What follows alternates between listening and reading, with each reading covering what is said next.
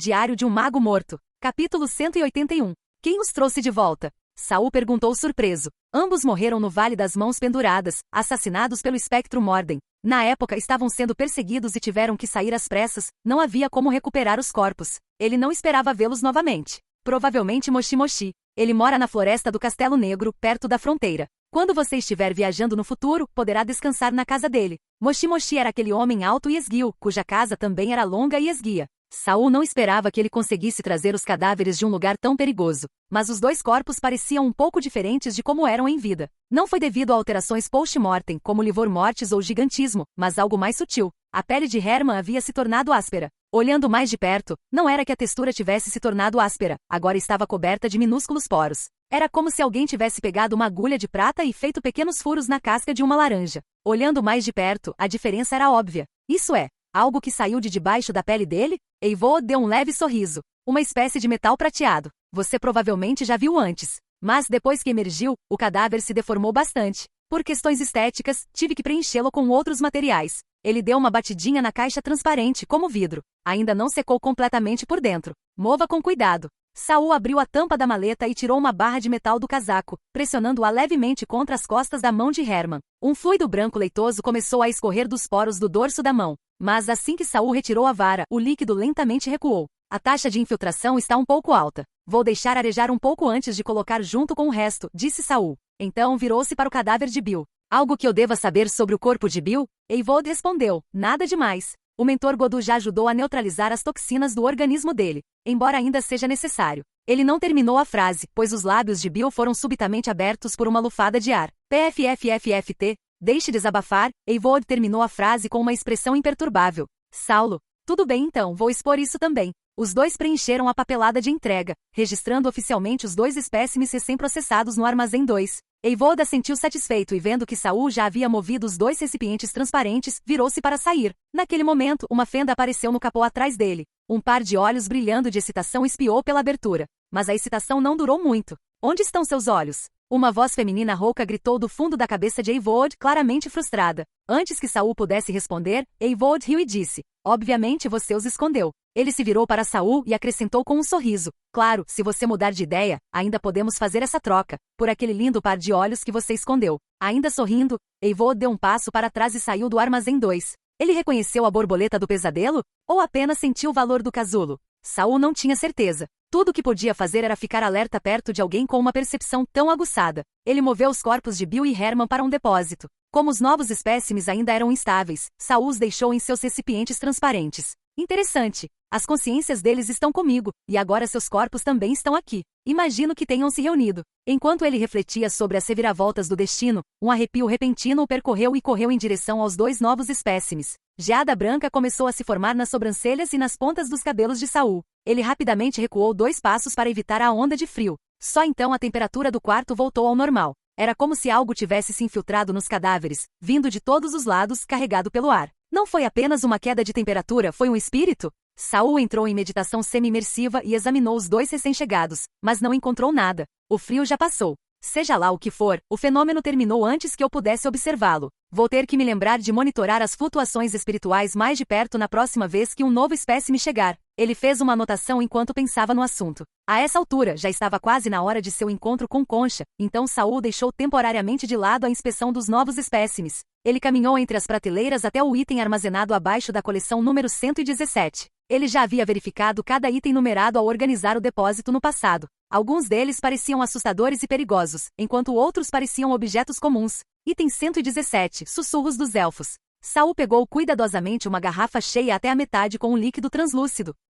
Lá dentro, um galho estava inclinado com a ponta submersa com 2 delicadas folhas verdes brotando logo acima da superfície. Parecia cheio de vida, delicado e fofo. Os sussurros dos elfos eram, na verdade, o galho dentro da garrafa, não a garrafa ou o líquido em si. Esses 2 componentes foram usados para preservar os sussurros dos elfos. De acordo com o manual do armazém, os avisos para o item 117 diziam: não despeje o líquido dentro da garrafa. Não remova o galho da garrafa. Se qualquer uma das regras for violada, informe imediatamente o mentor Kaz ou o mestre Gorsa. Se encontrar uma criatura de pele clara, olhos dourados e orelhas compridas, não inicie o contato. Além disso, o manual não registrava nenhum método de uso para os sussurros dos elfos, mas Concha claramente tinha seu próprio jeito.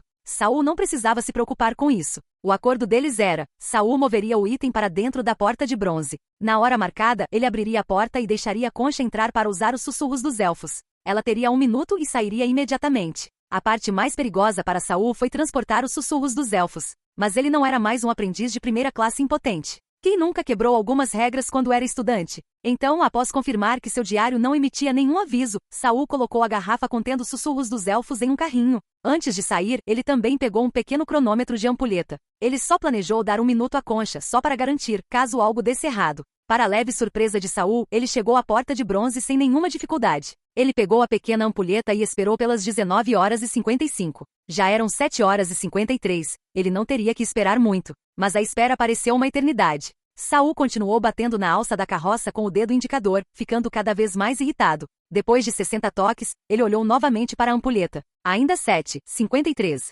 Minha noção de tempo está errada ou a ampulheta está quebrada? Ele se virou e contou 60 segundos novamente. Mas quando olhou para trás, o tempo ainda estava parado em 7h53. Tem alguma coisa errada mesmo. Saul olhou para o galho verde e tenro na carroça. Eu não toquei nele. Eu não abri a garrafa. Então até mesmo movê-la afeta as coisas. Ele se acalmou e afastou a frustração repentina, entrando imediatamente em estado meditativo. Meditando, ele percebeu que de fato havia ocorrido uma pequena perturbação em seu estado mental antes, mas ele não havia notado nada. Felizmente não era grave e podia ser corrigido com a meditação. Saul rapidamente estabilizou suas flutuações mentais. Quando olhou para o relógio novamente, 7h56. Ele imediatamente largou o carrinho e caminhou até a porta de bronze, abrindo-a. Lá fora, Concha estava com o rosto parcialmente escondido sob um capuz, esperando no corredor escuro. A escuridão parecia pressioná-la, como se tentasse expulsá-la do primeiro andar da torre leste. Ao som da porta se abrindo, ela levantou a cabeça como uma estátua ganhando vida. Você está 1 minuto atrasado. O que aconteceu?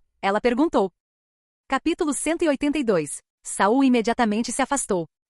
O 117 teve algum efeito em mim. Ao ouvir isso, Concha não hesitou e passou pela estreita abertura da porta que Saul havia aberto. No momento em que ela entrou, ela viu a garrafa no carrinho. Este é o sussurro dos elfos? Você nunca viu? Tem certeza de que quer usar? Saul ergueu uma sobrancelha. É só que menor do que eu imaginava. Sem mais hesitação, Concha pegou uma caixa de metal. Ela abriu a tampa, revelando uma boneca danificada. Embora já tivessem se passado anos desde a última vez que o viu, Saul imediatamente o reconheceu como o fantoche que Sid havia usado. Ver aquela marionete de elfo novamente, uma que outrora deixara Concha e Byron nervosos, não assustou Saul desta vez. Ele se adiantou para inspecioná-la. Seja lá o que Concha tenha feito com ele nos últimos 2 anos, estava claro que ela havia transformado o boneco drasticamente. Depois de examiná-la, Saul acreditou que ela tinha a habilidade de interpretar o sussurro dos elfos e rapidamente repassou as precauções. Você pode abrir a garrafa, mas não retire o galho de dentro. E também não derrame o líquido. Concha assentiu. Sem hesitar, ela deu um passo à frente e, com cuidado, mas com rapidez, abriu a garrafa que continha o galho.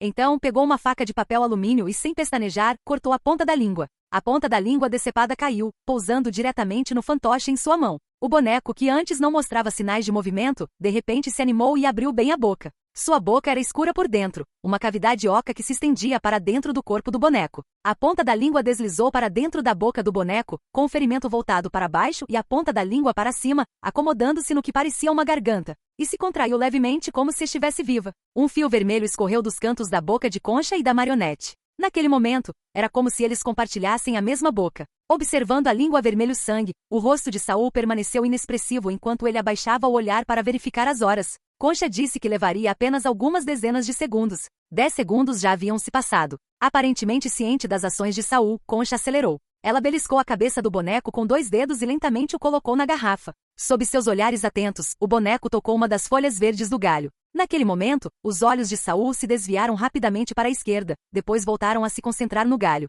Ele semicerrou os olhos. Ele entrou em um estado meditativo semi-imersivo. A boca de Concha se abriu amplamente, sangue fluindo incontrolavelmente de seus lábios. O boneco em suas mãos refletiu o movimento, abrindo bem a boca. Uma voz semelhante a um cântico saiu da boca do boneco, etérea, melodiosa e assustadoramente bela, tornando quase impossível não se deixar levar. Na visão de Saul, um rosto semi-transparente apareceu sobre o do boneco. Estava extremamente borrado, mas vagamente reconhecível como o rosto de uma mulher. Fora isso, nada mais podia ser visto claramente. Ele se virou para Concha. Não havia expressão de dor em seu rosto, mas ela havia inclinado a cabeça levemente, como se estivesse ouvindo atentamente. Com o passar do tempo, a expressão de Concha tornou-se cada vez mais grave. No final, vários globos oculares pressionaram-se firmemente contra o vidro, as pupilas travadas, irradiando descrença e choque. Saul interrompeu seu estado meditativo e olhou as horas novamente. 40 segundos se passaram. Restavam apenas 20 segundos do tempo combinado, mas Concha não mostrou sinais de que iria parar. Concha, Saul deu um passo à frente. Faltam 15 segundos.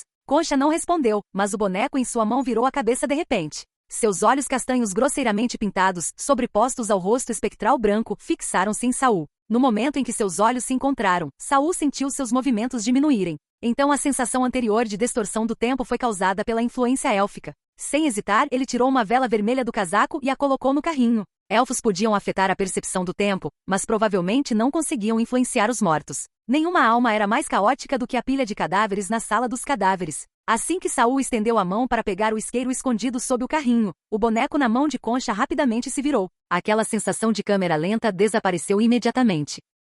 Mas Saul não parou. Ele continuou movendo o acendedor em direção ao pavio da vela. Concha, você tem. Saul olhou para o relógio. 10 segundos. 9, 8. Mesmo faltando 10 segundos, Saul já havia começado a ativar o isqueiro. Assim que a chama explodiu, Concha se afastou abruptamente. O canto etéreo desapareceu, e até o boneco fechou a boca. Concha abaixou a cabeça, evitando o olhar de Saul. Silenciosamente devolveu o boneco à caixa de metal. Limpou casualmente o sangue do rosto com as costas da mão e selou o frasco de vidro do sussurro dos elfos. Depois de colocar tudo de volta no lugar, ela guardou a caixa de metal no casaco e deu um leve aceno para Saul, indicando que havia terminado. Naquele exato momento, a ampulheta marcou exatamente 1 minuto. Saul finalmente soltou um pequeno suspiro de alívio. Se possível, ele não queria brigar com Concha. O aprendiz de segundo grau mais forte não era apenas um título vazio. Saul colocou o isqueiro no carrinho, bem onde sua mão poderia alcançá-lo facilmente, então deu um passo à frente e empurrou uma das grandes portas de metal para Concha. Faltam menos de 2 minutos. É melhor você voltar logo.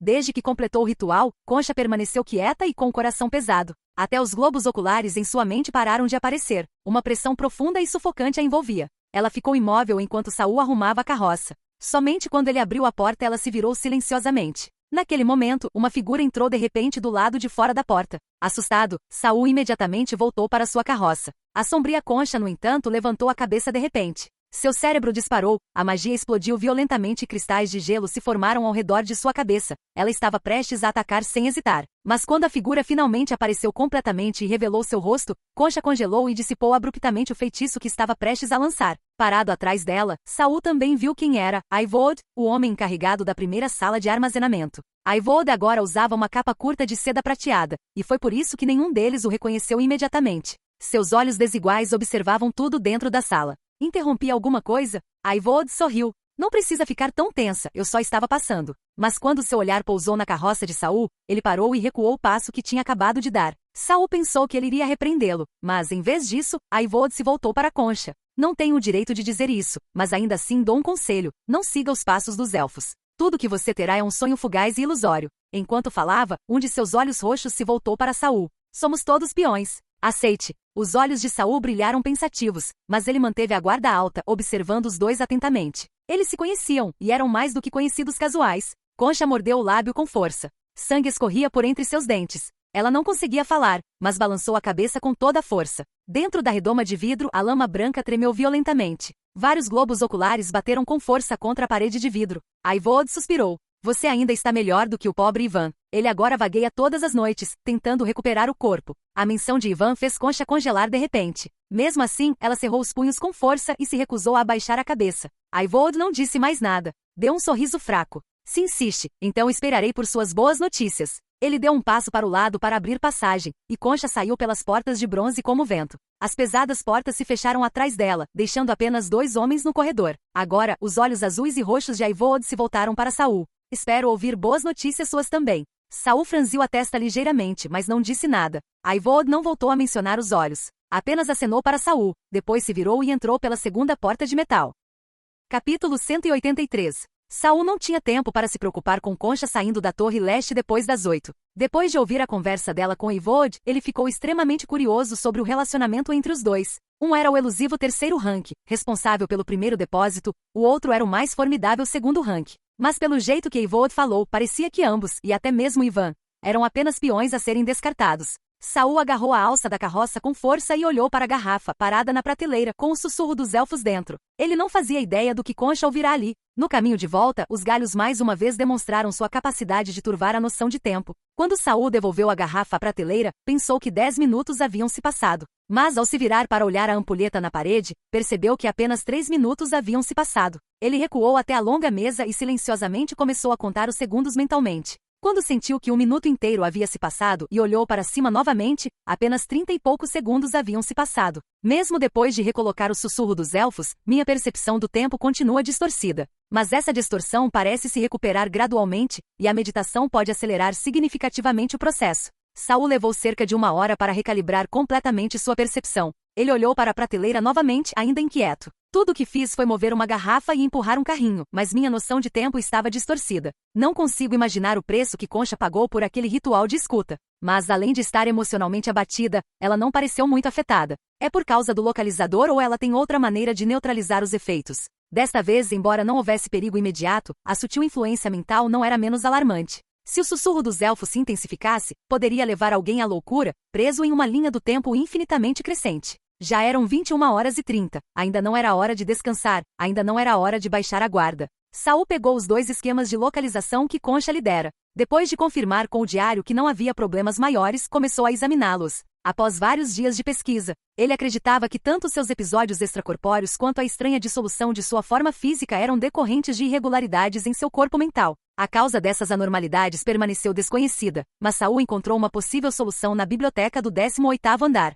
Embora ainda fosse apenas uma hipótese, diferentemente de outros aprendizes e magos, Saul conseguia verificar tais teorias principalmente por meio do pensamento puro. Ele não enfrentava um alto custo irrecuperável. Agora que havia alcançado o 2º grau, a rotina de Saul girava principalmente em torno do estudo de conhecimentos fundamentais, feitiçaria, scripts e pesquisas sobre o dispositivo localizador. Ele se perguntou se Lord Gorsa havia percebido que havia algo errado com seu corpo, o que poderia explicar por que ele foi levado para a biblioteca do 18º andar. De qualquer forma, Saul realmente encontrou muitos livros úteis para seu estado atual. Entre eles, havia fragmentos de conhecimento e projetos sobre localizadores. Somados aos 2 esquemas completos que acabará de receber de Concha, Saul estava agora totalmente equipado para mergulhar no projeto do localizador. No entanto, diferentemente de outros, Saul já carregava uma espécie de localizador, seu maior tesouro, o diário de um mago morto. Apesar do poder do diário, ele tinha uma deficiência bem conhecida. Saul não conseguia controlá-lo, exceto quando se comunicava com a consciência dentro da página preta do diário, momento em que ela flutuava obedientemente para dentro e para fora.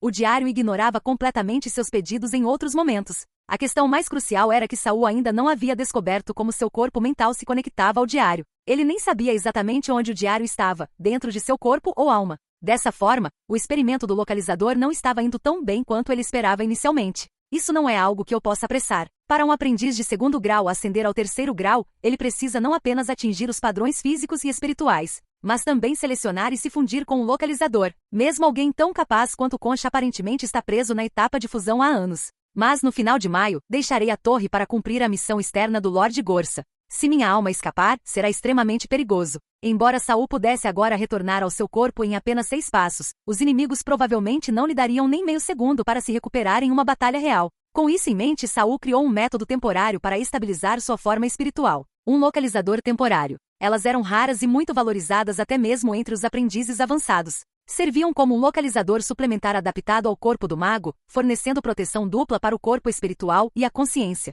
Era como carregar um escudo antimotim sobre um traje antibomba. A proteção pode ser limitada em força e escopo, mas é melhor que nada. Em momentos de perturbação mental ou contaminação, pode ajudar ainda mais na recuperação. Com a decisão tomada, Saul pegou a boneca que havia pegado emprestada do laboratório do mentor Kaz, sem ter pago por ela. Depois de pensar um pouco, ele também colocou uma vela vermelha na mesa. Olhando para a esquerda e para a direita, a vasta quantidade de conhecimento fundamental e fórmulas que ele havia estudado nos últimos dias girava em sua mente. Então, Saul se afundou no pergaminho e começou a esboçar runas. À medida que ele escrevia e calculava, mais e mais materiais eram reunidos sobre a mesa. As folhas amareladas foram gradualmente preenchidas com diagramas de feitiços complexos e fórmulas de criação de aparatos mágicos. À medida que as fórmulas começaram a tomar forma, Saul simulou mentalmente cenários nos quais usaria seu localizador temporário, projetado por ele mesmo. A cada vez, o diário aparecia incansavelmente, até mesmo alegremente jogando água fria em suas ideias, ou lava derretida. Papéis densamente preenchidos com escrita empilhavam-se no canto da mesa. Quando se transformaram em uma pequena montanha, acabaram caindo no chão. Mesmo assim, Saul permaneceu focado, ainda buscando a solução ideal. Poucos dias depois, em uma pequena cidade a um assentamento de distância da Torre do Mago, nuvens de tempestade pairavam sobre Samptown, e ventos fortes uivavam. A chuva parecia prestes a cair a qualquer momento. Saul estava sentado em uma carruagem simples, sem identificação, de um assento. Ele vestia uma camisa simples e grosseira com uma couraça de couro por cima. Seus braços enluvados, a parte mais chamativa de seu traje, complementavam seu disfarce. À primeira vista, ele não parecia um aprendiz de mago. Parecia mais um mercenário. Só um pouco curto. Esta missão foi especial. Primeiro porque foi emitida pessoalmente pelo mestre da Torre Gorsa, que havia alertado Saul 2 vezes sobre o perigo potencial, e segundo, porque Saul tinha seus próprios objetivos. Depois de entrar na cidade, a carruagem começou a diminuir a velocidade. Saul virou a cabeça, usando a cortina esvoaçante agitada pelo vento para observar a rua lá fora. Talvez devido à tempestade que se aproximava, as ruas estavam estranhamente vazias. Nesse momento, o motorista da frente se virou de repente e gritou: "Jovem mestre, a estrada à frente está bloqueada." O motorista era o mesmo que levou Saul para a floresta do Castelo Negro. Depois que Saul retornou à Torre do Mago diretamente do Vale das Mãos Penduradas, o motorista foi avisado e voltou correndo alguns dias depois. Ao saber que Saul precisava de uma carruagem novamente, ele se ofereceu imediatamente. Assim que deixaram as terras devastadas da Torre dos Magos, ele começou a se dirigir a Saul respeitosamente como jovem mestre, expressando sua gratidão de forma sutil e cautelosa. Saul empurrou a porta e uma rajada de vento o obrigou a apertar os olhos. À frente, a estrada estreita estava coberta de barricadas de madeira e sacos de areia. Uma placa balançava violentamente ao vento, com a inscrição em língua comum: "Perigo, mantenha-se fora." "Existe algum outro caminho para chegarmos ao nosso destino?" perguntou Saul, projetando sua voz claramente para o motorista. O motorista estava prestes a responder quando o vento forte arrancou seu chapéu, revelando um cogumelo do tamanho de um polegar crescendo no topo de sua cabeça. O pequeno cogumelo tremia violentamente sob o vento, como se pudesse ser arrancado a qualquer momento. Saul levantou a mão e pegou o chapéu, colocando-o firmemente de volta na cabeça do motorista. "Obrigado, jovem mestre," gritou o cocheiro elevando a voz sobre o vento uivante, já que não tinha os meios para transmitir feitiços. "Não há outro caminho. A mansão para onde estamos indo fica bem no final desta estrada, no extremo sul da cidade." Capítulo 184. Saul assentiu e saltou da carruagem contra o vento. O vento abriu levemente a gola de sua camisa, revelando uma estatueta de madeira do tamanho de um polegar, presa a um cordão preto, pendurada em seu pescoço. A corda era curta, então a estatueta se ajustava perfeitamente entre suas clavículas. Mesmo com o solavanco do pulo, ela não balançou nem um pouco. Após uma inspeção mais detalhada, havia uma pequena ponta de madeira na parte de trás da estatueta, perfurando profundamente a pele de Saul. Este era o localizador temporário que ele havia feito às pressas antes de partir. Duraria 3 meses. Basicamente, não havia necessidade de se preocupar com o desapego acidental da alma. "Você deveria procurar uma pousada e descansar. Eu seguirei sozinho daqui." O cocheiro hesitou, então perguntou cautelosamente: "Jovem mestre, por favor, permita-me esperar por você aqui." O vento uivava ferozmente, e ninguém sabia o quão forte a chuva cairia mais tarde. Nem o próprio Saul tinha certeza de quanto tempo ficaria fora. Apesar disso, o cocheiro ainda queria esperá-lo no lugar. Saul não insistiu. "Como quiser. Se ficar na beira da estrada, esconda-se dentro da carruagem. Não fique sentado lá fora na chuva como um idiota." O cocheiro curvou-se profundamente. "Por favor, tenha cuidado, jovem mestre." Deixando o cocheiro para trás, Saul seguiu em frente, enfrentando o vento em direção ao caminho bloqueado. Ele observou-o por um tempo e confirmou que o caminho havia sido bloqueado camada após camada até que todo o caminho estivesse completamente selado. Ele caminhou em direção a um barraco em ruínas ao lado e bateu na porta. Depois de uma longa pausa, uma senhora idosa, com roupas esfarrapadas e uma expressão atordoada, abriu a porta entreaberta. "O que foi?" Sua voz foi engolida pelo vento uivante. Saul estendeu a mão para firmar a porta. "Olá, senhora. Faz muitos anos que não venho aqui. O que aconteceu com esta estrada? Por que ela foi asfaltada?" A velha senhora ouviu claramente, mas não percebeu que era graças a um feitiço. Quando ela viu Saul perguntando sobre o caminho, um traço de inquietação brilhou em seus olhos nublados. "Você não pode entrar aí. Quem entrar morre ou enlouquece." Isso parecia perigoso, o que só confirmava que aquele era exatamente o lugar que Saul estava procurando. "Mas tenho amigos que moram lá. Estão todos mortos?" A velha olhou para Saul surpresa. Ela olhou para suas roupas simples e hesitou antes de responder. "Se não estivessem mortos, teriam se mudado. Eu fiquei porque estou velha demais para andar muito. Jovem, siga meu conselho. Estejam seus amigos vivos ou não, não vá procurá-los. Volte para o lugar de onde veio." Sem querer desistir, Saul continuou: "Senhora, a senhora sabe exatamente o que aconteceu?" Mas a velha claramente não queria responder e começou a recuar para dentro de casa. Ao ver isso, Saul abriu a mão, revelando uma moeda de prata. Os olhos da velha se arregalaram e ela não tentou mais fechar a porta. Com o olhar fixo na moeda de prata, ela disse com a voz trêmula: "Tudo o que sei é que as mortes começaram no fim da rua, na propriedade Ralph. Mudou de nome várias vezes, mas agora se chama Propriedade Ralph novamente. Ela ainda tentou dissuadir Saul. Você não deveria ir lá, nem fazer perguntas. É muito perigoso. Ralph, murmurou Saul. Ninguém fez nada a respeito? Este local ainda pertencia ao território da Torre dos Magos. Se denunciado, poderia ser considerado uma missão externa para um aprendiz de segundo grau. Mas a velha apenas balançou a cabeça. Saul fez mais algumas perguntas, mas ela mal conseguiu responder a nenhuma delas. No final, ele colocou a moeda de prata na mão dela e se virou para sair. Enquanto ele subia na barricada e continuava, a velha fechou a porta atrás dele com uma expressão preocupada. Então sorriu, exibindo um sorriso distorcido de excitação. Ela poliu alegremente a moeda de prata repetidas vezes, chegando até a beijá-la, antes de colocá-la cuidadosamente em um discreto jarro de cerâmica. Dentro do jarro já havia uma pilha grossa de moedas de cobre e prata, havia até algumas moedas de ouro. Quando terminou, a velha senhora retornou ao seu olhar triste de sempre, sentou-se em seu pequeno banco e esperou que o próximo viajante pedisse informações. Ralph era avô de Sid. E Sid foi o primeiro inimigo mortal que Saul encontrou depois de chegar a este mundo. Mais importante, Sid sabia que Saul possuía o diário de um mago morto. Naquela época, Saul usou o diário para obter informações da consciência persistente de Sid de que o diário de um mago morto havia sido passado pelos ancestrais da família Bloodtorion. Mas ninguém jamais foi capaz de desvendar seus segredos e se tornar seu verdadeiro mestre. Para isso, o avô de Sid tentou todos os tipos de métodos e ficou louco por um longo tempo. Segundo Sid, quando ele entrou na Torre dos Magos, seu avô já havia matado todos os outros membros da família, e eventualmente até o próprio avô morreu. Mas isso levantou uma questão: como Sid sobreviveu e chegou à torre onde estava o diário? O mestre da torre me enviou aqui para cuidar de uma ponta solta. É bem provável que esteja relacionada ao Sid e sua família. Há outros sobreviventes da linhagem deles? Ou talvez alguns espectros remanescentes? E o mais importante, alguém mais sabe que o diário ainda existe? Pensar no diário deixou Saul tenso, limpando os resquícios de um incidente de 2 anos atrás. Por que esperar 2 anos? Foi só para esperar até eu avançar para a segunda classe? Isso significaria que a força do inimigo era pelo menos equivalente à de um típico aprendiz de segundo grau. Como isso envolvia seu segredo mais importante, Saul franziu a testa profundamente. Na verdade, após a morte de Sid, Saul planejara visitar a propriedade de sua família para descobrir os segredos do diário. Mas naquela época, ele era apenas um de primeira classe, nem qualificado nem forte o suficiente para deixar a torre. Então teve que adiar a ideia. Ele não esperava que o mestre da torre o designasse ali com antecedência. Então essa ponta solta estava definitivamente ligada a Sid, e os estranhos eventos em Stumptown provavelmente também estavam conectados a ela. Para esta missão, Saul deliberadamente escondeu todos os sinais que o identificavam como um aprendiz da Torre dos Magos, vestindo o equipamento de um mercenário comum. Mas nessas ruas desertas, sua presença ainda se destacava. Outra rajada de vento passou rugindo, levantando um galho de árvore quebrado do chão. Quando o galho pousou novamente, Saul havia desaparecido. Quando chegou ao fim da trilha, as nuvens no alto estavam ainda mais densas. Embora ainda fosse dia, o céu parecia tão escuro quanto o crepúsculo. Uma grande propriedade surgiu diante dos olhos de Saul. Embora o portão tivesse marcas de desgaste e as paredes estivessem desmoronando com detritos e galhos mortos espalhados por toda parte, isso não conseguia esconder o antigo esplendor da propriedade. Olhando por cima do muro alto, ele podia ver os telhados do castelo da mansão à distância. Enquanto ele ponderava se abria o portão ou pulava o muro, de repente sentiu que alguém o observava.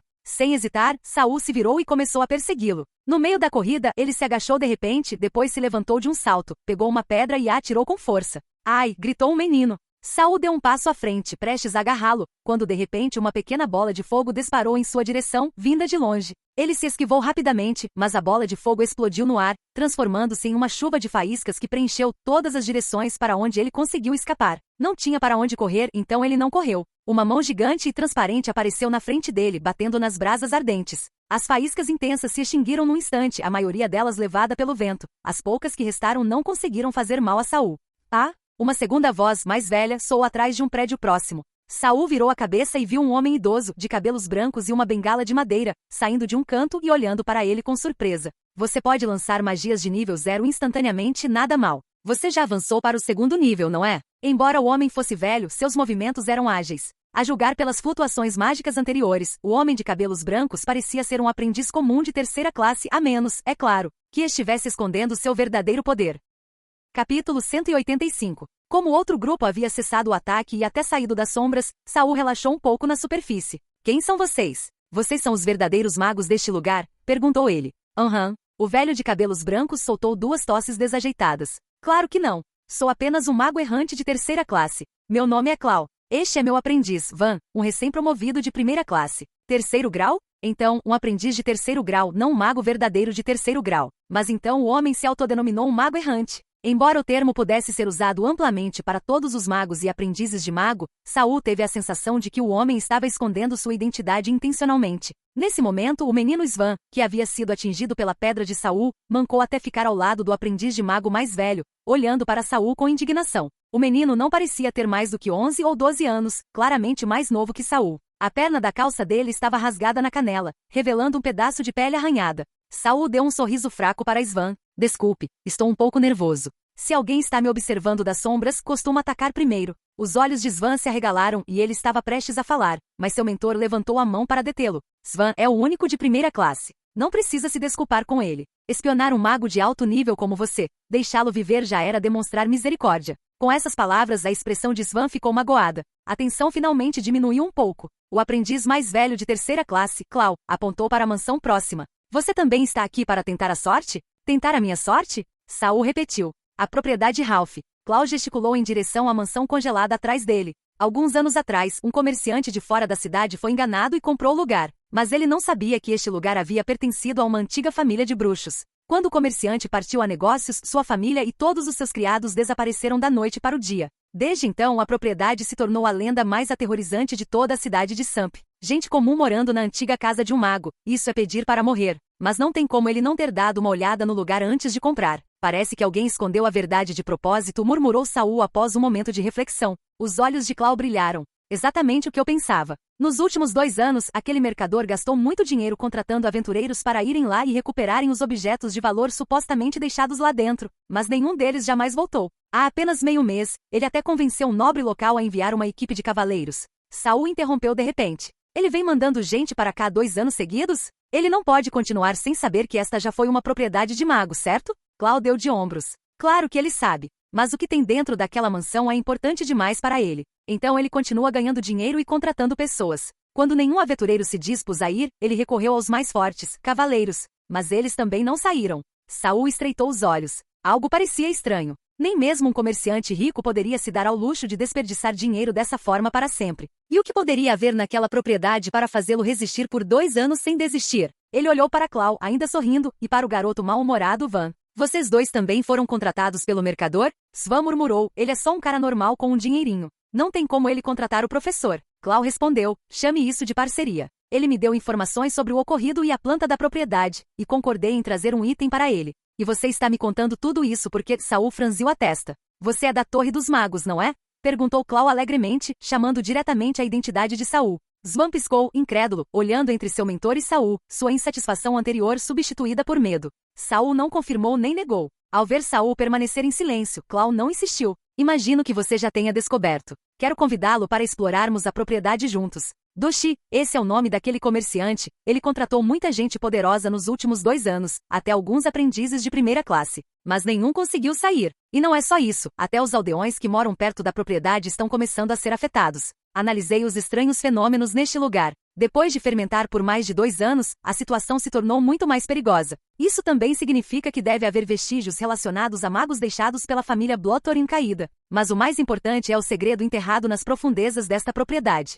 A família Blottorin já produziu verdadeiros magos. Certamente haverá perigos imprevisíveis lá dentro. É por isso que sugiro que cooperemos. Será mais seguro. Ouvindo a explicação de Clau, Saul se virou para olhar através da parede em ruínas para o interior da propriedade. A mansão inteira estava envolta em nuvens pesadas e escuras, e até mesmo o vento ali parecia mais forte do que lá fora. De repente, Saul pensou ter ouvido algo. Aguçou os ouvidos, escutando atentamente, mas apenas o vento uivante o encontrou. Clã ainda estava esperando sua resposta. Estou aberto a cooperar, disse Saul, mas sugiro que entremos separadamente primeiro. Este lugar é muito grande, irmos juntos seria ineficiente. Clau franziu a testa. Se não se moviam juntos, como era uma cooperação? Saul sorriu. Daqui, vocês podem ver o prédio mais alto da propriedade. Deve ser a residência principal da mansão, o castelo. Normalmente, é lá que as coisas mais importantes são guardadas. Mas por segurança devemos verificar os arredores. Vamos entrar por lados diferentes, explorar a área e se parecer perigoso, não vamos muito fundo. Depois de 1 hora nos encontramos em frente ao castelo, trocamos informações e decidimos se entramos ou verificamos outros pontos.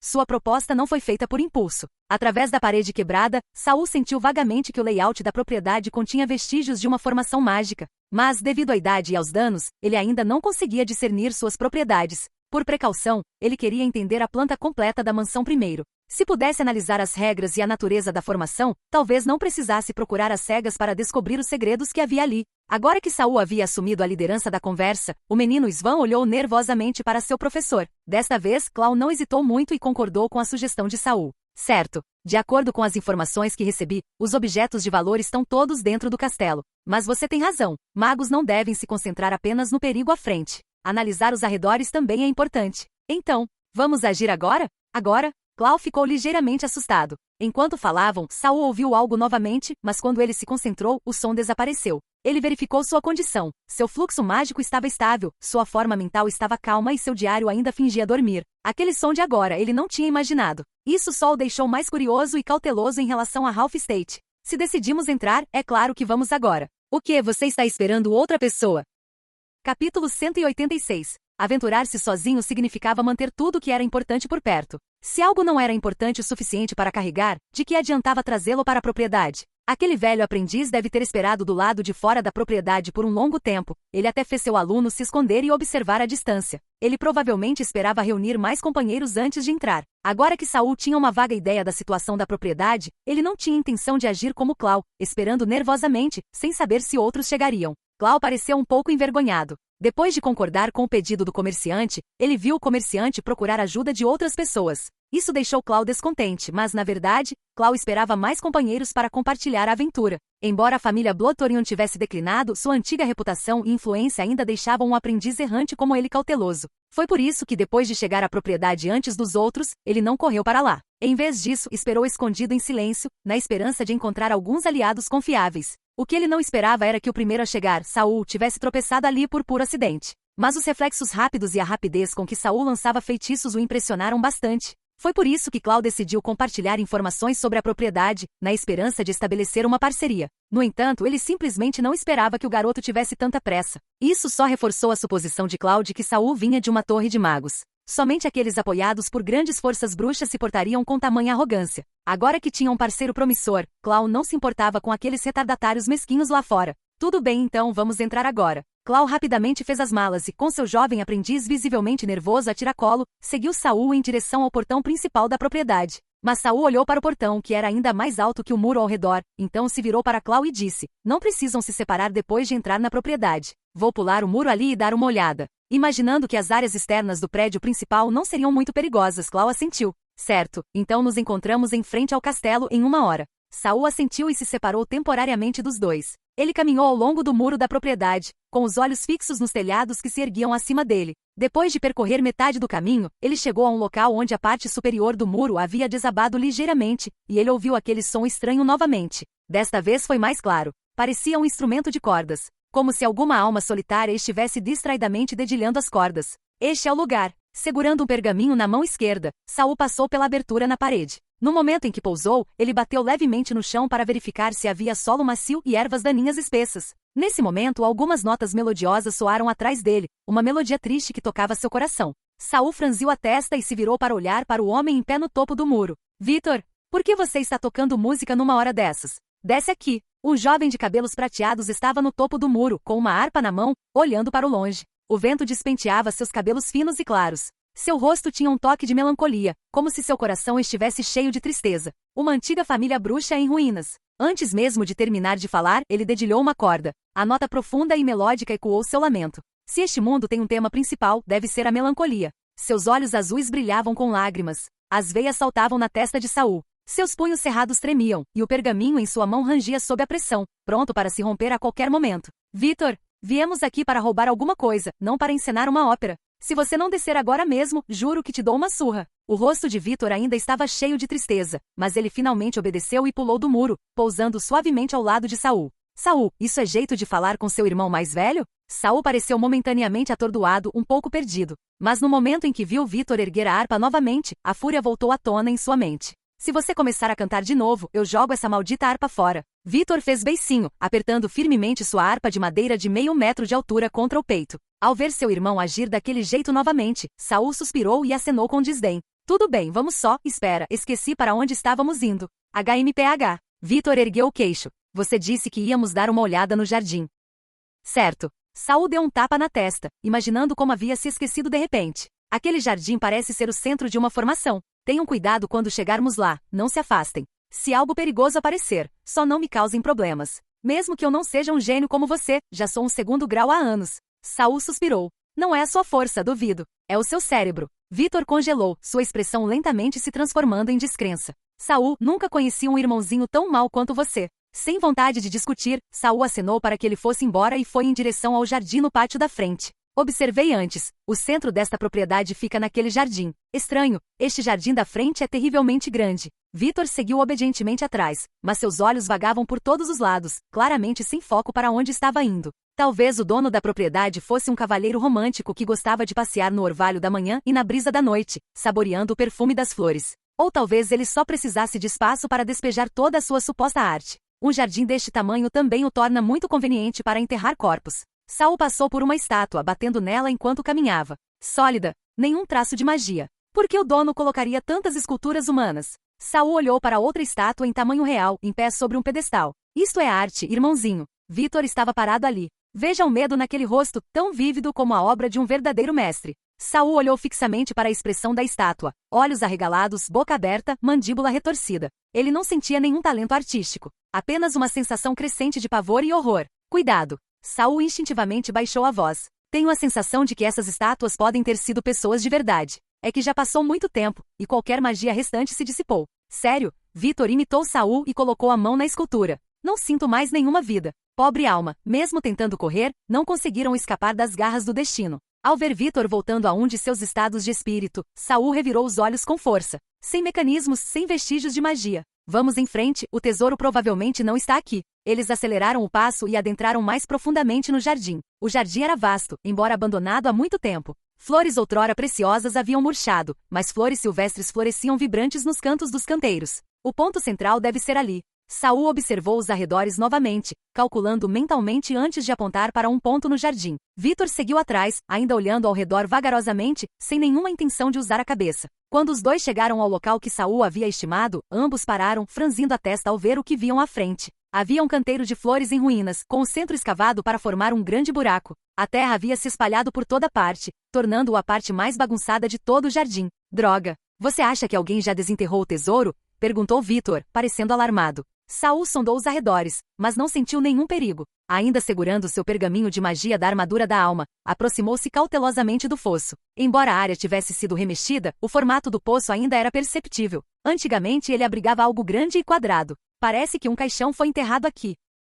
Capítulo 187. Saul lançou o feitiço da luz brilhante, iluminando o poço profundo. À primeira vista, havia apenas ervas daninhas, raízes, pedras e torrões de terra no poço. Mas ao inspecionar mais de perto, Saul avistou alguns minúsculos cristais pretos no solo. Pareciam pedras, fáceis de passar despercebidas se não forem observadas com atenção. São fragmentos de cristais mágicos esgotados. Saul pegou um caco do tamanho de uma unha mindinho e o ergueu para Vitor ver. Alguém usou esta propriedade para estabelecer uma formação mágica, mas a formação está enterrada no subsolo. A menos que cavemos todo este pedaço de terra, não há como restaurar sua forma original ou determinar seu propósito exato. Vitor pegou o caco e o apertou delicadamente entre o polegar e o indicador. Ele se desfez em um pó preto e fino, levado pelo vento. Este poço não é tão fundo assim, na verdade. Fundo o suficiente para enterrar uma pessoa comum, mas raso demais para selar algo. Imagino que esta formação tenha sido criada para aprimorar ou armazenar algo temporariamente. Saul assentiu. Esse também foi o meu pensamento. Então, a pessoa que estava neste poço provavelmente era quem se beneficiava da formação. Mas agora o poço está vazio. Vitor olhou para Saul. Será que a pessoa conseguiu sair? Saul jogou outro fragmento de lado e se levantou, limpando os joelhos. Talvez não sirva mais. Ou talvez alguém o tenha desenterrado e comido. Vitor acariciou ansiosamente as cordas de sua harpa. Podemos ter outro concorrente pelo tesouro. Ele estendeu a mão para ajudar Saul, mas desistiu quando viu a sujeira nas mãos dele. Não se preocupe. Não importa quantos inimigos haja, seu irmão mais velho vai te ajudar a pegar o tesouro. Eu vou garantir que você alcance o 3º nível. Saul olhou para a mão de Vitor, que se estendeu e depois se retraiu, e suspirou desamparadamente antes de pular para fora do poço. Tirando a sujeira das mãos, ele falou com fingida indiferença. Que bobagem você está falando? Com o meu talento, preciso de tesouros? Você deveria ser o primeiro a chegar ao 3º grau. Você tem quase 30 anos. Não se contamine de repente um dia. Vitor não respondeu por um tempo. Curioso, Saul olhou para cima, apenas para ver Vitor cobrindo a boca com uma das mãos, uma lágrima escorrendo pelo canto do olho. Bull! O Saul realmente se importa tanto comigo.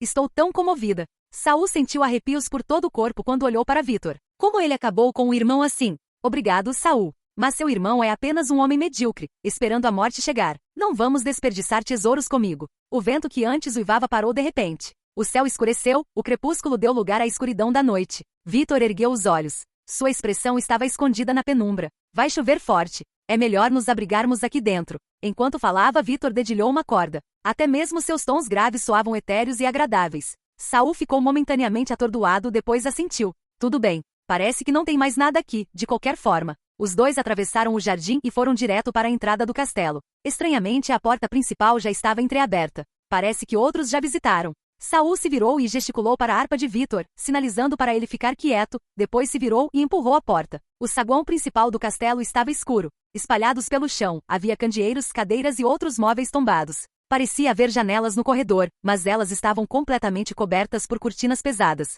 Saul examinou a sala atentamente. Nenhuma figura, nenhum cadáver, nenhuma sensação de estar sendo observado. Só então ele fez um sinal para o homem atrás dele e deu mais um passo para dentro do castelo. Vítor quase seguiu as pegadas de Saul, que não haviam desaparecido. No momento em que ambos entraram, um relâmpago riscou o céu. Uma luz branca e ofuscante entrou pela porta e pelas frestas das cortinas de veludo. E naquele momento Saul pensou ter visto uma figura ajoelhada no centro do salão, de costas para eles. O homem usava uma armadura, parecia um guerreiro. Mas quando o relâmpago passou e o trovão ecoou, a figura desapareceu. Colidir. Chovia torrencialmente. Vítor saltou para frente, desviando das gotas de chuva que espirravam. Ele tocou a harpa no peito, visivelmente aliviado. Essa foi por pouco. Então, ele notou Saul parado congelado à sua frente. Curioso, ele se virou e acenou com a mão diante do rosto de Saul. O que houve, meu irmãozinho azarado? Virou pedra? Saul se recuperou, dando um tapa na mão de Vítor. Acabei de ver alguém ajoelhado ali na frente. HM? Vítor olhou para ele, perplexo. Mas não viu nada. Mesmo assim, isso não o impediu de pensar em voz alta. Talvez um fantasma, preso neste castelo antigo. Sem escapatória, implorando para que o liberte do seu destino. Enquanto falava, os dedos de Vítor mais uma vez roçaram as cordas de sua harpa. Mas então ele se lembrou do aviso de Saul e se forçou a não tocar nenhuma nota. Implorando por ajuda, Saul zombou. Eu vim para roubar. Ele encontrou o cara errado. Cautelosamente, Saul aproximou-se do local onde vira a figura. Estreitando os olhos, ativou a meditação semi-imersiva para examinar a área novamente. Mesmo assim, o chão estava vazio. Desapareceu, ou não é um espírito? A expressão de Saul tornou-se sombria. Ele estava prestes a avisar Vítor para ficar alerta, quando outro relâmpago iluminou o céu, tão brilhante que transformou a noite em dia. Saul olhou rapidamente para baixo novamente e ficou surpreso ao ver inúmeras figuras ajoelhadas enchendo o salão. Mesmo sob seus próprios pés e onde Vítor estava, alguém se ajoelhou. Gá. Saul baixou o olhar e encontrou um rosto. Aquele rosto não tinha olhos, nem nariz, nem orelhas, apenas uma boca escancarada. Os cantos cicatrizados dos lábios tremiam e se contorciam, como se implorassem por ajuda. Mas no segundo seguinte, com o estrondo de um trovão, as figuras desapareceram mais uma vez. Bang! A porta da frente se abriu com estrondo quando duas pessoas irromperam para dentro, fugindo da chuva. Essa chuva não está certa, gritou o menor, arranhando o rosto e o pescoço encharcados, as pontas dos dedos já manchadas de vermelho. A outra figura era mais alta. Saul viu um velho de cabelos brancos. O homem recitou um feitiço para se limpar da chuva e então limpou o garotinho ao seu lado. Vítor estava parado não muito longe deles, sorrindo levemente como se esperasse que eles percebessem. Quem? O velho finalmente avistou Vítor. Agarrou o garoto pelo colarinho e recuou para o outro lado do corredor. Vítor não revidou, apenas se moveu de brincadeira para ficar atrás de Saul. E quem é você? O velho finalmente notou Saul parado no centro do salão com a guarda erguida. Só estou me abrigando da chuva, respondeu Saul, igualmente cauteloso. O garotinho não se destacou, embora agora seu rosto estivesse coberto de sangue, contorcido de dor. O velho de cabelos brancos não era comum. A pulsação mágica de seu feitiço anterior sugeria a força de um aprendiz de 3º grau. O velho torceu o nariz para a mentira de Saul, mas não o repreendeu. Seu olhar mudou entre Saul e Vítor algumas vezes antes de ele sorrir. Ah? Então parece que compartilhamos o mesmo propósito. Mas você tem mais sorte do que nós, não foi pego pela chuva. Ele caminhou casualmente até uma janela próxima, levantou a cortina e olhou para fora. Esta chuva não está boa. Arde e coça ao toque. Ele deixou a cortina cair. Mas não é surpresa. Esta é a mansão Ralph e não é o melhor lugar para se abrigar. Bem, já que estamos aqui, é melhor esperarmos a tempestade passar. Saul acenou para ele. Por favor, descanse aqui. Vamos mais para dentro. Ele agarrou Vítor, ainda curioso, e se preparou para atravessar o corredor e explorar mais profundamente o castelo. Aquele velho provavelmente era de 3ª classe. Saul e Vítor eram ambos de 2ª classe. Não ia dar certo se as coisas piorassem. O velho não os impediu, apenas observou em silêncio. Mas o garotinho puxou a manga frustrado. Professor, vamos deixá-los entrar primeiro? O mago de cabelos brancos pressionou a mão no ombro do garoto. Sem pressa, Van. Deixe que eles vejam primeiro. Capítulo 188. Empurrando o hall de entrada e abrindo uma porta um pouco trêmula, Saul ficou alerta a qualquer movimento do velho mago enquanto ele entrava na sala ao lado. Está tão escuro aqui, Saul. Não podemos acender uma lâmpada? Vítor o seguiu e agora olhava ao redor do quarto ainda mais escuro com uma expressão preocupada. Saul revirou os olhos na escuridão, desejando poder jogar Vítor na chuva para se recuperar, mas assim que ele deu um passo à frente, a sala inteira de repente se iluminou. Saul congelou e então virou a cabeça para o lado, alarmado. As cortinas do quarto estavam cuidadosamente abertas, revelando janelas retangulares e um lindo jardim além. A luz do sol entrava pelas janelas. Saul franziu a testa profundamente. Isso é, uma ilusão? Ou uma distorção espaço-temporal? Ele se virou para perguntar a Vítor, mas, para sua surpresa, não havia ninguém atrás dele. A porta também se fechou silenciosamente. Saul rapidamente estendeu a mão e girou a maçaneta. Abriu-se suavemente, nada daquelas bobagens clássicas de filmes de terror com portas trancadas. Atrás dela ficava o hall de entrada por onde ele tinha acabado de passar. Mas agora, o salão também estava intensamente iluminado. A luz do sol entrava pelas janelas de ambos os lados. Não havia nuvens escuras nem chuva forte em lugar nenhum. Ele conseguia até ver partículas de poeira dançando no ar. No entanto, o salão estava completamente vazio. Nenhum Vítor, nenhum sinal do velho ou do garoto que entrará mais tarde. Vítor? Saul chamou o nome de seu irmão em voz baixa. Nenhuma resposta. Ele apertou a maçaneta com mais força, e a maçaneta de metal começou a ranger sob a pressão, perdendo o formato. Deslocamento espacial, caos temporal. Como tais fenômenos poderiam ocorrer em um lugar antes ocupado apenas por verdadeiros magos? Aquele cara ainda deveria estar onde nos separamos, murmurou Saul. Ele não estava muito preocupado com Vítor. Vítor era um aprendiz de mago de segundo grau há muitos anos, ele deveria estar bem. Vagando às cegas provavelmente não me levará a Vítor. É melhor procurar o tesouro primeiro. Talvez eu consiga desvendar esse labirinto ilusório. Os olhos de Saul se moveram, falando consigo mesmo. É preciso encontrar o tesouro primeiro. Bang! Assim que Saul se virou para sair, as portas da frente do salão foram violentamente abertas. Um guerreiro imponente vestido com armadura entrou com vários subordinados. Os olhos deles pousaram imediatamente em Saul. Há alguém vivo aqui? O guerreiro estreitou os olhos, sua espada longa já meio desembainhada. Capitão, poderia ser um espectro? Perguntou um dos soldados. Não importa se é vivo ou morto-vivo, disse o guerreiro, caminhando direto em direção a Saul. Saul não recuou. Ele também estava avaliando se eram espectros. Quem é você? Você acha que é seu lugar fazer perguntas, garoto? Um dos soldados zombou e de repente tirou um frasco, pronto para jogá-lo em Saul. Mas uma mão grande agarrou o pulso do soldado e o frasco, o mesmo guerreiro imponente de armadura. Sou Olaf, cavaleiro do Visconde Beck de Iglan. E você? Saul não respondeu de imediato. Inclinou a cabeça ligeiramente, encarando o soldado que quase lhe atirara o frasco. Ele tinha visto aquele rosto há poucos momentos. Eles se olharam de perto. Embora aquele rosto não tivesse olhos nem nariz, Saul se lembrava distintamente da cicatriz no canto da boca. Bastardo, nosso capitão está falando com você. O silêncio de Saul estava começando a irritar os outros soldados. Mas Olaf permaneceu imóvel, sua expressão ficando cada vez mais sombria. Que dia é hoje? Saul perguntou de repente, interrompendo a resposta furiosa do soldado.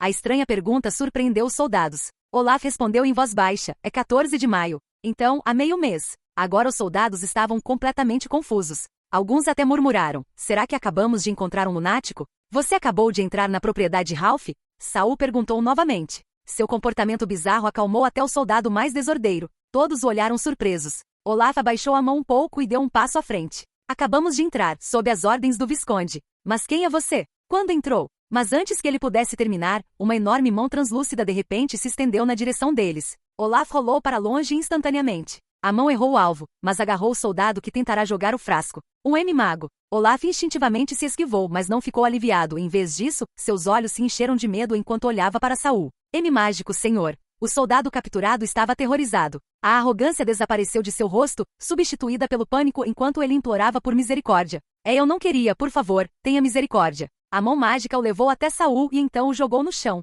O soldado estava tremendo no chão com muito medo de se levantar. Saul se agachou e pegou o frasco da ponta dos dedos do soldado. Estava frio e parecia totalmente real, não uma ilusão. Com um movimento de mão, Saul conjurou uma flecha que perfurou a palma da mão do soldado e a cravou no chão de pedra. Ai! O homem gritou de dor, contorcendo-se incontrolavelmente. Sangue jorrou do ferimento e pingou no chão. O sangue também parece real, não é uma ilusão. Se isso não era uma ilusão, era ainda mais preocupante. A breve demonstração de poder de Saul deixou os soldados profundamente abalados. Este lugar estava abandonado havia 2 anos. A Torre dos Magos não havia enviado ninguém para supervisioná-lo, e magos errantes raramente se aventuravam tão perto de uma Torre dos Magos. Eles jamais imaginaram encontrar outro mago ali. Suas espadas firmemente seguradas tremiam em suas mãos, mas ninguém ousava levantá-las. Neste mundo, quem ousaria se opor a um mago? a menos que tivessem alguém ainda mais forte do seu lado. A culpa foi nossa, meu senhor. Olaf abaixou a cabeça e embainhou a espada com a ponta apoiada no chão. Simplesmente não esperávamos encontrá-lo aqui. Se o ofendemos, por favor, perdoe David desta vez. Saul jogou o frasco e o pegou novamente. O que é isto? Olaf apertou os lábios formando uma linha fina. É óleo sagrado enfeitiçado com magia. Pode causar algum dano aos espíritos. Saul abriu a garrafa e olhou dentro antes de fechá-la novamente. Um produto mágico de má qualidade, nem sequer digno de ser chamado de ferramenta mágica adequada. Havia algumas partículas do elemento luz dentro, provavelmente destinadas a explorar a oposição natural entre luz e escuridão para dissipar espíritos mais fracos. Inútil contra espectros, especialmente em uma situação tão distorcida. E se essas pessoas realmente tivessem entrado há meio mês, a menos que tivessem trazido muitas rações, elas já deveriam estar todas mortas. Com isso em mente, Saul acenou com a mão e dispensou o feitiço. David estremeceu e agarrou o ferimento, mas ainda não ousou se levantar. Olaf, vem aqui. O cavaleiro enrijeceu-se, engolindo em seco. Embainhou a espada completamente para não demonstrar hostilidade e, nervoso, deu um passo à frente. Vire-se, ordenou Saul. Olaf obedeceu, sem saber o que Saul pretendia. Olhando para as costas de Olaf, Saul finalmente confirmou. Este era o mesmo homem que ele tinha visto ajoelhado no hall de entrada antes de entrar no castelo. Porque eles já tinham morrido no hall de entrada, ele agora estava vendo o passado deles. Você venha comigo. E você também. Saul apontou para Olaf e para Davi, que estava caído. Olaf ajudou Davi a se levantar. Eles trocaram um olhar severo, mas não ousaram hesitar, seguindo Saul rapidamente. Ao passar pela porta interna, Saul entrou novamente na sala iluminada ao lado, dessa vez observando conscientemente os dois atrás dele. Mas no momento em que ele entrou na sala e deu mais um passo à frente, Olaf e David desapareceram novamente. Mesmo em seu estado meditativo semi-imersivo, Saul não detectou nenhuma flutuação. Seu coração ficou tenso, e então o mundo escureceu. A chuva batia forte nas janelas, estalando alto. Ele retornou à propriedade Ralph meio mês depois. Saul fechou os olhos por um momento, o frasco de óleo sagrado em sua mão ainda frio e tangível. Capítulo 189. Saul havia retornado à linha do tempo correta. Vitor, ele gritou, procurando pelo irmão. Mas mais uma vez ninguém respondeu. Saul voltou para o salão principal. Estava vazio. As grandes portas estavam escancaradas e a água da chuva já havia se acumulado sobre os ladrilhos da entrada. As portas balançavam para frente e para trás, como uma alma trêmula e inquieta. Um relâmpago brilhou e naquela luz branca e intensa, Saul viu mais uma vez o cavaleiro ajoelhado no chão. Desta vez, ele viu o rosto do homem claramente. Era, como esperado, Olaf. Este Olaf não estava nem de longe tão calmo quanto há meio mês. Seu rosto estava tomado pelo pânico, e sangue escorria de seus olhos e narinas, pingando em sua armadura opaca. Mas comparado a David, pelo menos suas feições ainda estavam intactas. O que eles encontraram? E Vitor, quem sabe para onde ele fugiu? Mesmo depois de voltar ao presente, Saul ainda não vira o irmão. Estava ficando preocupado. Eu é que deveria estar perguntando para onde você fugiu, disse uma voz familiar atrás dele. Saul se virou e viu Vitor descendo as escadas com passos pesados. Vitor correu até ele e deu uma volta completa. Confirmando que Saul não tinha ferimentos, soltou um suspiro de alívio. Para onde você foi? Um relâmpago e você desapareceu. Não me diga que este lugar tem algum tipo de armadilha mágica? Fui repentinamente enviado de volta há meio mês. Não sei se foi uma ilusão ou uma distorção real do espaço-tempo. Cheguei a ver o esquadrão de soldados que entrou neste lugar naquela época. Distorção espaço-temporal? Isso é impossível, né? Nem um mago de terceira classe conseguiria fazer isso. Vitor balançou a harpa na mão. Talvez devêssemos ir embora. Este lugar é perigoso demais. Talvez aquele tesouro simplesmente não seja para nós. O tesouro. Saul murmurou pensando. Não. Ainda não é hora de desistir. Mesmo que o tempo esteja distorcido, não corri nenhum perigo real. Vitor olhou para seu irmão com olhos tristes. Irmão bobo. Que tesouro poderia ser mais importante que a sua vida? Mesmo assim, Saul não demonstrou intenção de voltar atrás. Ele já tinha ido longe demais para desistir antes de encontrar o tesouro. O que é isso na sua mão? Vitor apontou para o pequeno frasco que Saul segurava com força. Saul ergueu-a para mostrar a ele. Pertencia aos soldados. Chamavam-na de água benta. Dizia-se que tinha algum efeito sobre os espíritos comuns. Vitor olhou para ele. Coisa barata. Nem metade da utilidade de um único feitiço de luz sagrada. Pobres tolos. Eles nem sabiam o que estavam enfrentando. Marchando para um covil de lobos com armas de palha. Por que você está guardando isso? Se encontrarmos um espírito, quero testá-lo. Você quer ver se tudo isso foi apenas uma alucinação? Não exatamente, explicou Saul. Essa coisa não é estável, evapora facilmente. E pessoas normais não têm os métodos de armazenamento adequados. Se foi mesmo isso que os cavaleiros trouxeram há meio mês, já deveria ter perdido o efeito. Mas se não perdeu. Os olhos de Vitor brilharam com a compreensão. Então significa que você realmente trouxe algo de volta de meio mês atrás. O que tornaria este lugar assustador, murmurou Saul, lambendo os lábios secos e baixando a voz. Embora dissesse que era assustador, Saul ainda não tinha intenção de desistir. Aonde você foi agora mesmo? Por que desceu do andar de cima?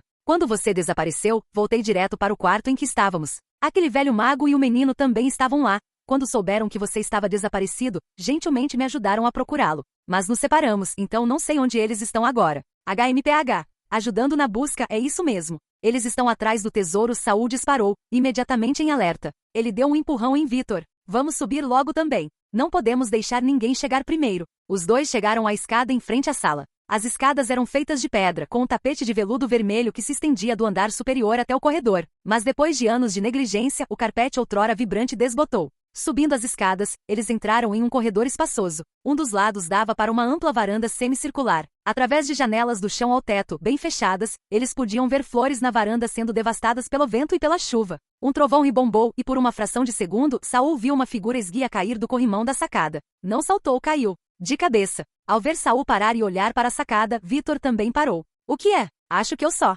Saul balançou a cabeça. Não, não é nada. Vamos continuar procurando. Do outro lado do corredor havia uma fileira de quartos. As portas eram esculpidas com padrões complexos, embora as fechaduras parecessem danificadas. Não sei se meu tesouro está escondido em algum desses cômodos. Vamos nos dividir e procurar, sugeriu Saul. Victor hesitou. E se você desaparecer de novo? Mesmo que fiquemos juntos, se o tempo for uma desordem, será uma desordem de qualquer maneira. Saul abriu as mãos.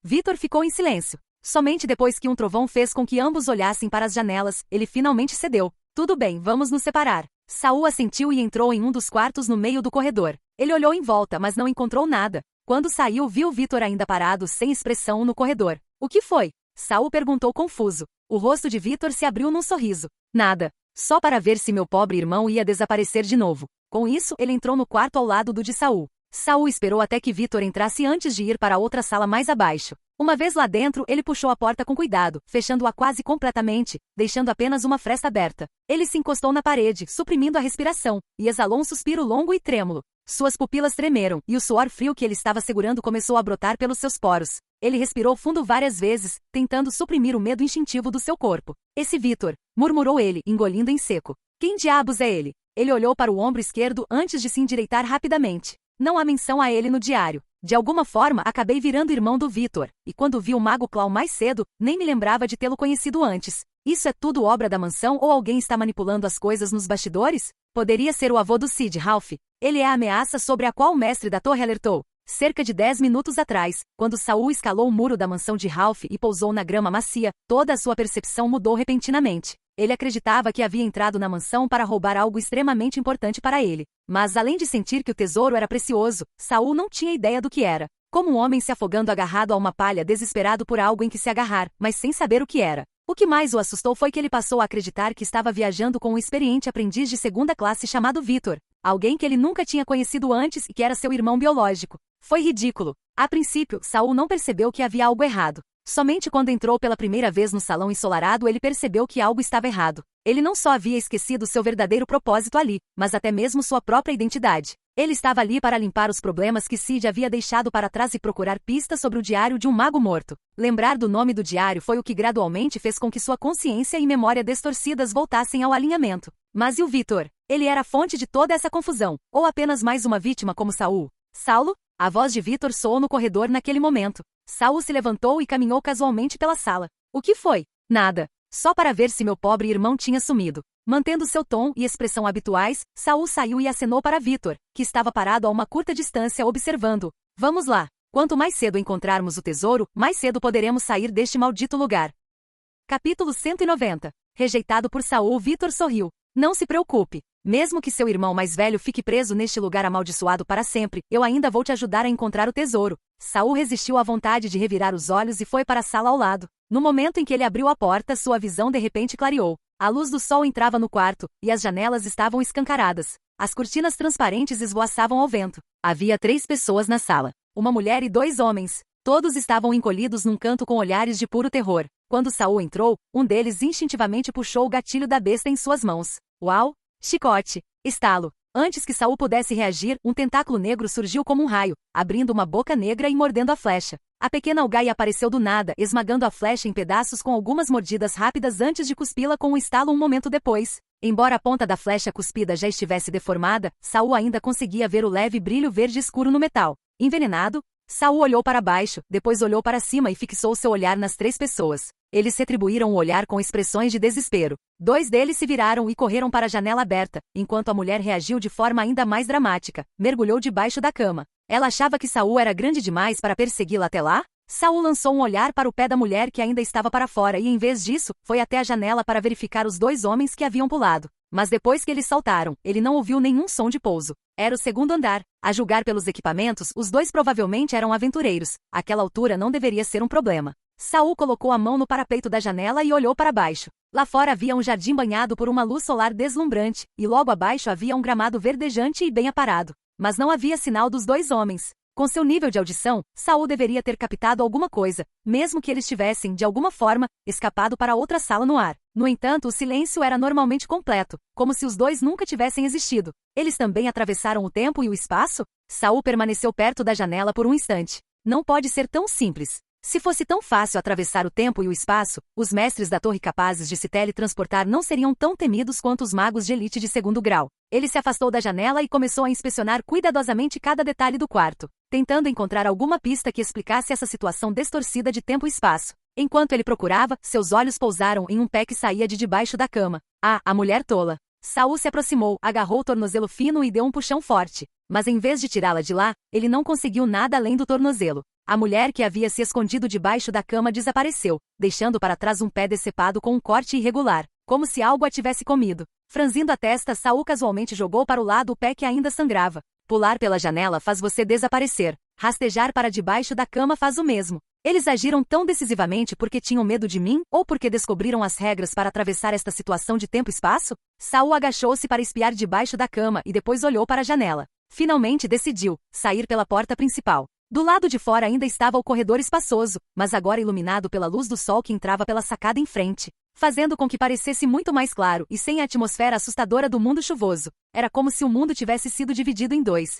Metade, um mundo tempestuoso de trovões, relâmpagos e nuvens opressivas. O outro, um mundo ensolarado de céus claros e brisas suaves. Minha primeira vez cruzando o mundo da chuva e o mundo do sol foi mais ou menos assim. A primeira vez que atravessei uma porta, entrei no mundo do sol. Na segunda vez, ainda estava no mundo do sol e vi o cavaleiro que acabará de entrar. Mas na terceira vez, eu estava de volta ao mundo da chuva. Usando tanto seus olhos quanto sua percepção espiritual, Saul ainda não conseguia detectar nenhuma falha. Era provável que as regras daquele lugar fossem mais fortes que seu nível de poder atual. Provavelmente seria extremamente difícil passar pela força bruta. Atravessar uma porta realmente permite alternar entre mundos? Se eu não tivesse passado pela mesma porta uma terceira vez, mas escolhido outro cômodo, ainda teria retornado ao mundo chuvoso? O mundo chuvoso tinha aquele misterioso Vitor. Saul não tinha certeza de sua força ou motivos, então ele não estava ansioso para se reunir com seu irmão ainda. Ele decidiu continuar pelo corredor. Ele não se deu ao trabalho de entrar em mais nenhum cômodo. O que quer que estivesse procurando provavelmente não estaria naqueles lugares. Por fim, ele chegou ao fim do corredor e parou diante de uma escada em espiral. Esta escada não estava conectada àquela que ele usara antes para subir, mas também tinha um caminho para baixo, que parecia levar a outra seção do primeiro andar. O castelo de Ralph não era tão grandioso assim, provavelmente tinha 4 andares de altura, com a torre mais alta chegando a ter no máximo 6 andares. Saul ficou parado nos degraus, hesitando entre subir ou descer. É melhor perguntar a alguém com experiência. Ele abaixou a cabeça e recorreu ao diário em sua mente. Irmão diário, você poderia chamar Lord Morden para mim? O diário voou e virou direto para a última página preta. Desde que absorveu a consciência de Morden, o mago de 2º nível, Saul ocasionalmente lhe perguntava sobre conhecimentos gerais, nada muito especializado, por medo de que ganhar conhecimento muito além do seu nível pudesse trazer consequências indesejadas. Na verdade, foi a consciência de Bill que deu a Saul grande parte de sua orientação diária durante os estudos. Mas tanto Bill quanto Herman, dos Land Drifters, eram meros aprendizes de 3º grau, e suas consciências estavam desaparecendo rapidamente. Depois dos experimentos rigorosos de Saul, a caligrafia deles ficou tão fina quanto um cabelo. Ele não ousava mais consultá-los, com medo de que um único erro pudesse apagar uma página preta inteira. Apenas Morden ainda tinha energia espiritual suficiente. Mas infelizmente depois de se tornar um espectro por tanto tempo, muito do seu conhecimento havia desaparecido. Lord Morden, você já ouviu falar da família Bloodthorn? Espinho sangrento? Nunca ouvi falar deles. Mas me lembro da família Rosa Sangue, eles eram vassalos leais que lutaram ao meu lado na Batalha do Vale da Mão Pendurada. Ah, espera, o Espinho Sangrento pode ser um ramo secundário da Rosa Sangue. A Batalha do Vale da Mão Pendurada? Deixa pra lá, provavelmente uma aniquilação total. Talvez o declínio da família Espinho de Sangue tenha começado com a queda dos Rosas de Sangue. Lord Morden, o senhor sabe como a família Espinho de Sangue ganhou destaque? Uma família que poderia herdar o Diário do Mago Morto, mesmo que nunca descobrisse seus verdadeiros segredos, não deveria ser tão obscura quanto Morden os fez parecer. Como eu me daria ao trabalho de lembrar de algo tão insignificante? Mas Blood Torion, certo, eles eram conhecidos por sua magia de sangue e carne dentro do elemento sombrio. HMPH, não consigo me lembrar exatamente. Estou ficando velho mesmo? Por que não consigo mais me lembrar de tantas coisas? Eu costumava me lembrar até dos mínimos detalhes com clareza cristalina. Saul queria dizer a Morden, você não é velho, você está morto. Mas ele nunca havia contado a nenhum dos residentes do diário que eles já estavam mortos no mundo real. Não havia necessidade, e Saul temia que saber disso pudesse abalar suas consciências. O que é magia de sangue e carne?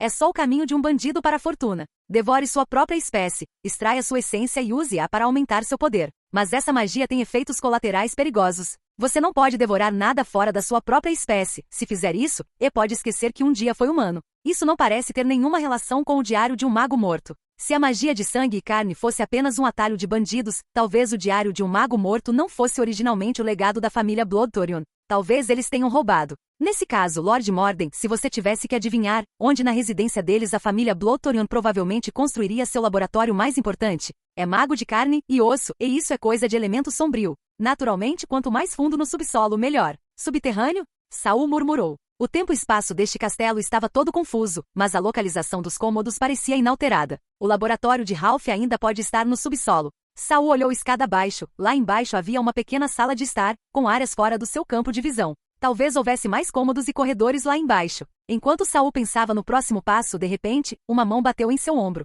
Saul, então era aqui que você estava. Saul congelou e se virou rapidamente, apenas para ver Victor se inclinando no andar de cima, observando-o da escada. Irmão, você também chegou ao mundo ensolarado?